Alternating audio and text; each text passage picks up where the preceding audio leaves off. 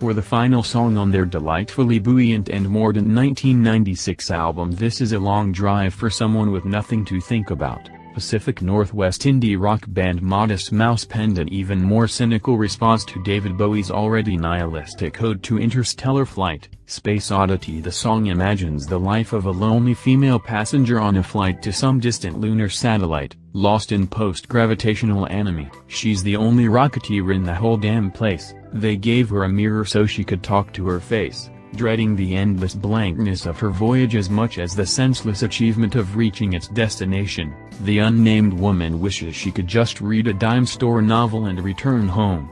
It is titled, poignantly, Space Travel is Boring. We recently visited the Kennedy Space Center in Cape Canaveral, Florida, NASA's literal launch pad for the Apollo missions and the Space Shuttle. Since there are currently no rockets going up, Space Florida's shuttle landing facility did us the favor and allowed us to use the 3.5-mile-long runway built for the shuttle, literally, the longest stretch of underutilized, perfectly straight, perfectly paved roadway in the world, for a series of automotive maneuvers. Our vehicle of choice was the $293,300,2018 Bentley Continental Supersports. This was decidedly not boring. The Supersports is an enhanced version of an already extremely potent vehicle. Featuring an upgraded crankshaft, torque converter, and turbochargers for more power and improved power delivery, the Supersports 6.0-liter W12 engine produces an even 700 horsepower, and 750 pounds-to-foot of torque. That makes this the most powerful and fastest Bentley ever made.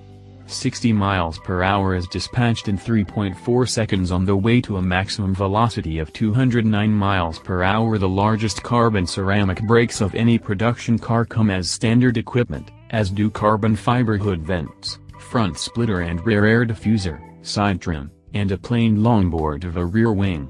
Handsome 21-inch lightweight forged wheels are also part of the package, though, really, weight savings is almost irrelevant in this vehicle. The Supersports weighs over 2.5 tons, or about as much as one of the tread belt shoes on the diesel-electric crawler used to tug the 70 million-pound space shuttle and its boosters out onto Canaveral's runway. We were tugged out onto the runway as well, though in a slightly different fashion.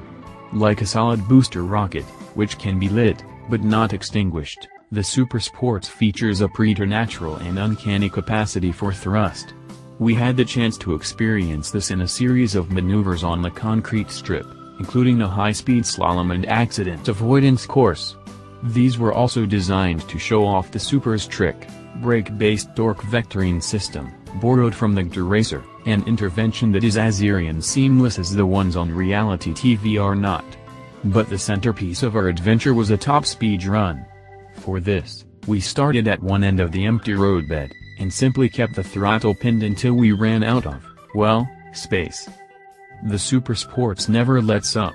Our co-pilot, a professional Bentley race driver, called out our speeds in 20 and then 10-mile-per-hour increments once we passed 100. By the time he said the safe word, about 2 miles in, indicating our need to ease off the gas, we had crested 190. The car had just shifted gears and would have kept tugging. The pros, who overran the boundary, made it to 198. At this speed, that is, if you're capable of overcoming the vile retching noises you're making as you try to ward off the panicked instinct to dry swallow your tongue. Of course, activities like these are a performance, a simulacrum. They represent a fantasy of the kind of experiences that an owner of a car like this could potentially have, if, for example, they bought NASA at the government deaccessioning yard sale we're likely to soon witness.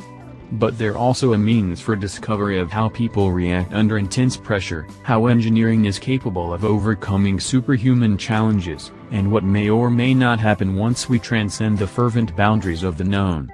Kind of like venturing into space.